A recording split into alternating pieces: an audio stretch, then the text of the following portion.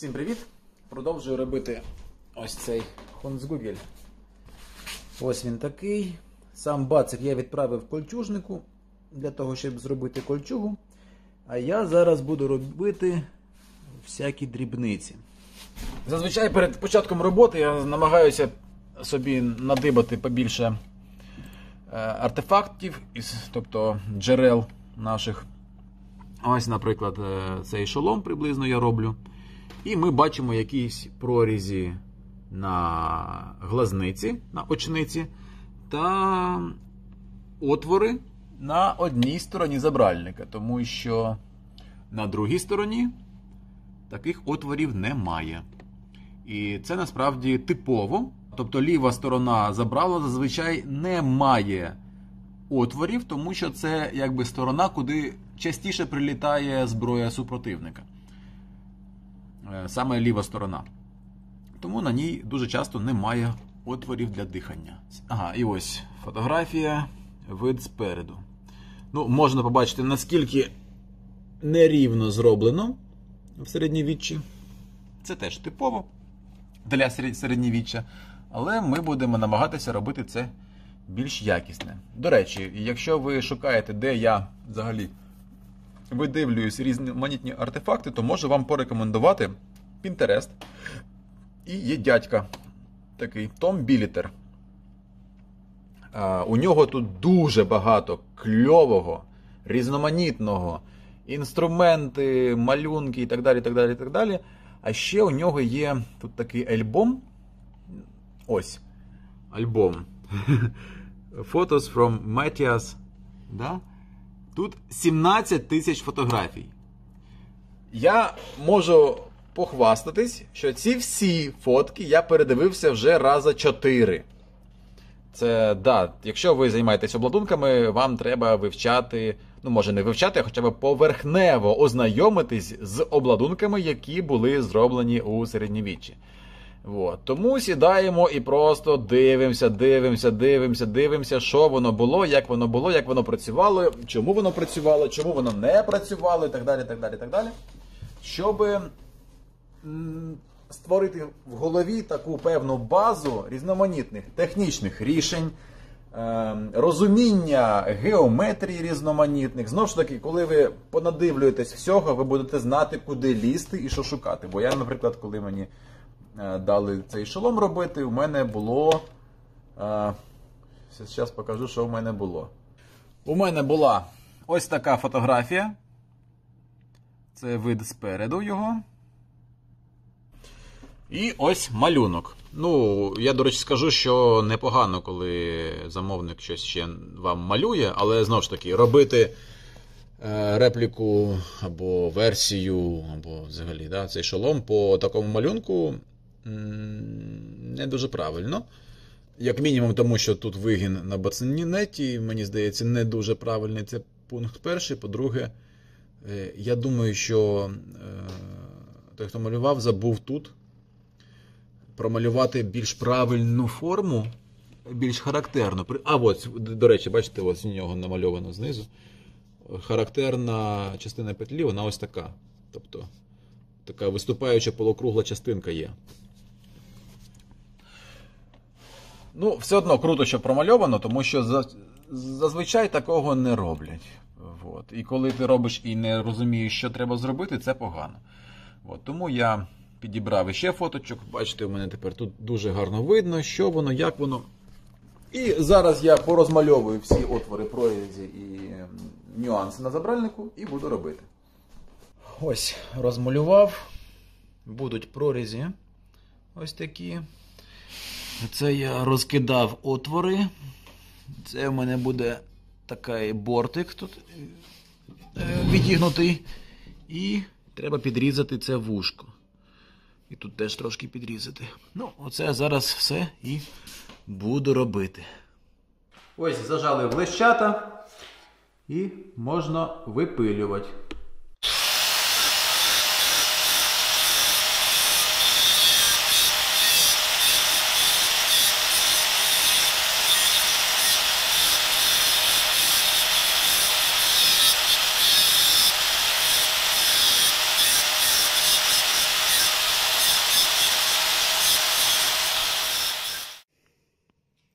Так, ось понапилював. Ось це у нас після болгарочки. В принципі, треба дуже обережно себе контролювати, бо якщо зараз пильнути щось не так, то потім буде проблема. Ну, здається, ще не запоров. Так що можна працювати далі.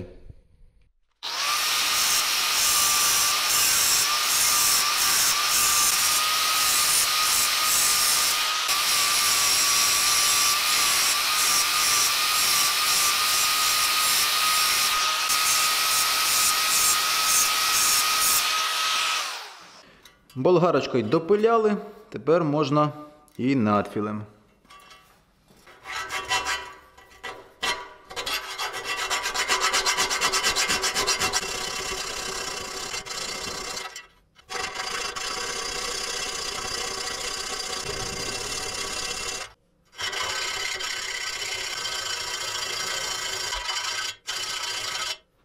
Так, допилюю останню дірочку.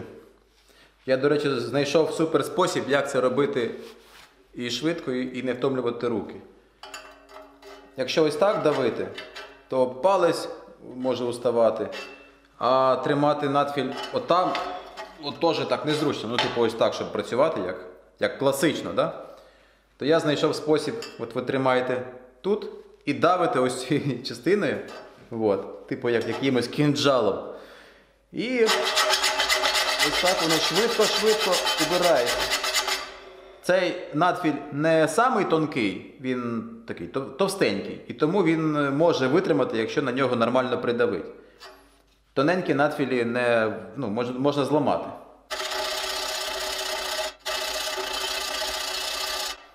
Ну ось, і випиляв.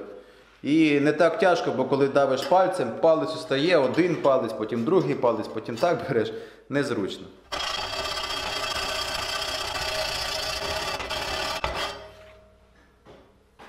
Ось повипилював усі ці прорізі. Може трошки ще доправлю щось. Ну, виглядає ось так. Прорізі є. Тепер будемо робити отвори на стороні забральника.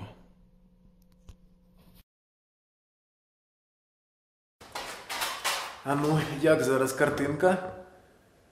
Якось змінилась чи ні? Бо повинна була змінитись. І, до речі, як звук, зазвичай у мене був звук ось такий. Можливо, трошки голосніше, якщо ось так я буду казати, можливо, голосніше він був. Але зараз у мене дещо змінилося. По-перше, нова штука ось така.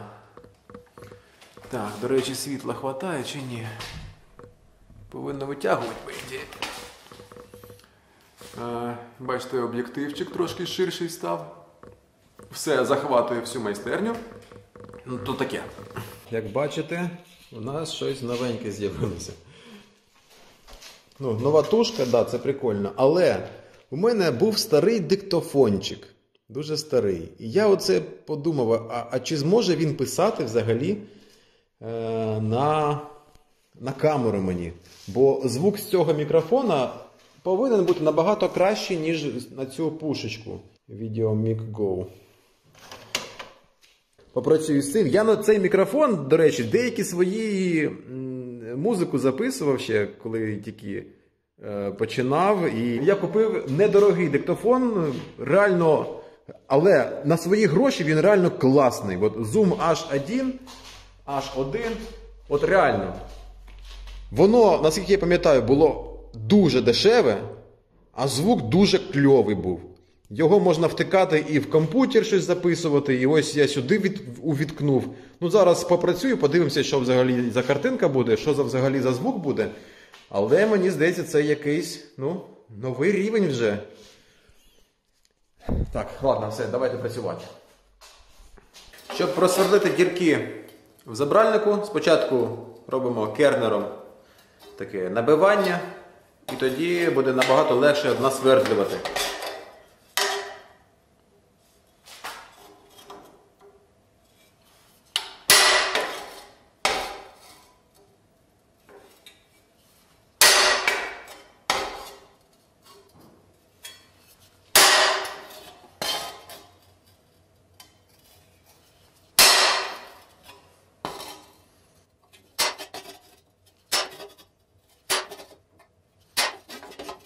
Ну що, все накернив, тепер можна і свердлити.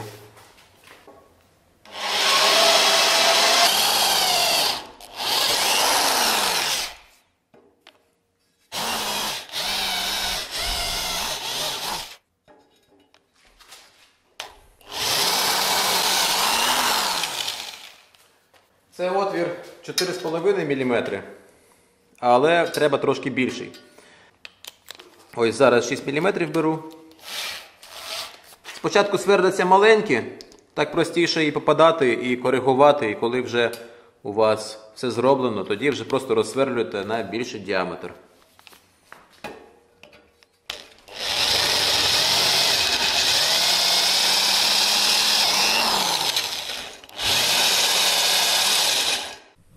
Зараз подивимося, як буде слоумо працювати.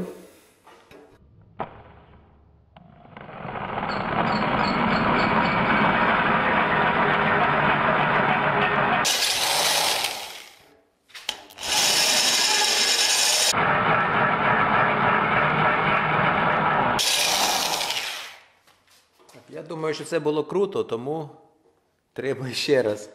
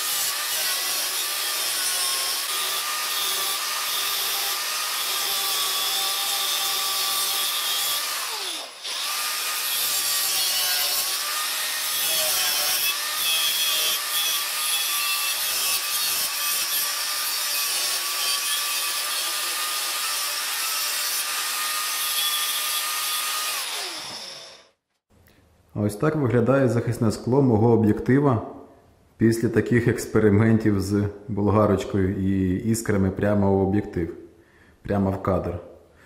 Ну, як кажуть, мистецтво потребує жертв. На щастя, є захисні такі скляні закривашки для об'єктива, які можуть захистити об'єктив. Бо якби не це, оце все припікалось би. Воно як наждачка, бачите? Іскра і фрагменти від сталі, абразиву, корунду на великій швидкості і розжарені прям впікаються у скло. До речі, така штука у мене з окулярами теж стається, тому мені треба регулярно їх міняти. От. Так, неприємненько трошки. Ну, але при цьому навіть з такою поверхнею ви бачите, що картинка не страждає. Цього не видно. Такі маленькі штуки на об'єктиві.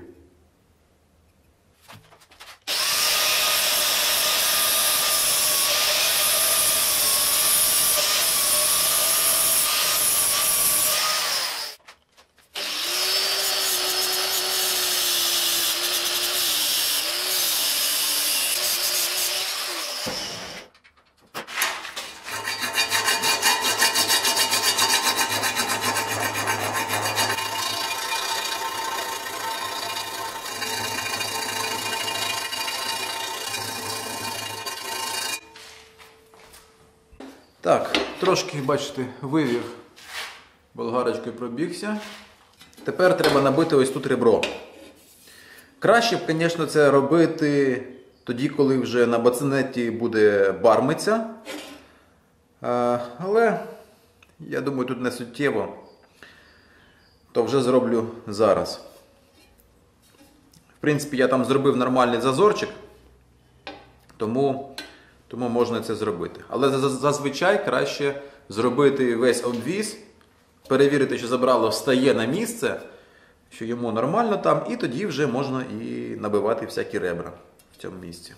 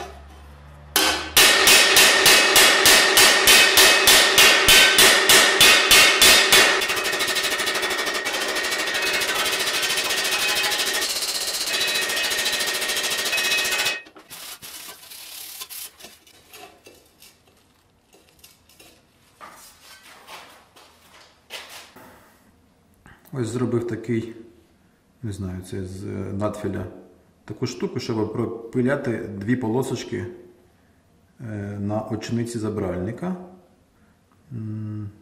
Це був просто надфіль. Сподіваюсь, що в мене все вийде.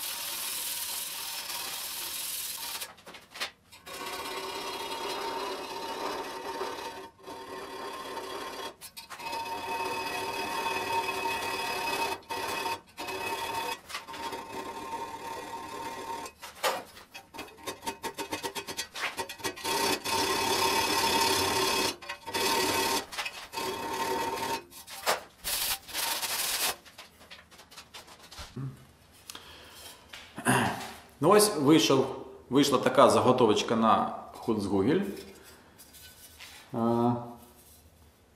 Ну, до речі, видно непогано і захист дійсно цікавий. Сюди мало що може пролізти. Ось така формочка. Так виглядає, як вона зсередини. Це заготовка. Я трошки ще поправлю його, коли приїде бацинець з кольчугою. Ось намітив оці рисочки, ті, що на забральнику, вони є у нас на нашому джерелі, тому я одразу тут повторив. Фінально вже буде наводитись воно ще й після гартування. Тобто, коли я загартую, я підшліфую, вони знов пропадуть трошечки, їх треба буде ще раз фінально навести. Отвори тут є. Ну, реально зараз я буду чекати вже. Ось так воно зсередини виглядає. Все, чекаємо кольчугу і будемо гартувати, полірувати, збирати. І після цього починати фентезі-шолом. А який саме фентезі-шолом буде, можна дізнатися тільки на Патреоні. Бо зараз там проходить голосування, який саме шолом я буду робити. Там, до речі, трохи вже інтрига. Вже намітився один переможець, який набрав вже більше голосів, але щось поступово він починає здавати у своїх позиціях. Так що зараз чекаємо кольчужника. Всім пока!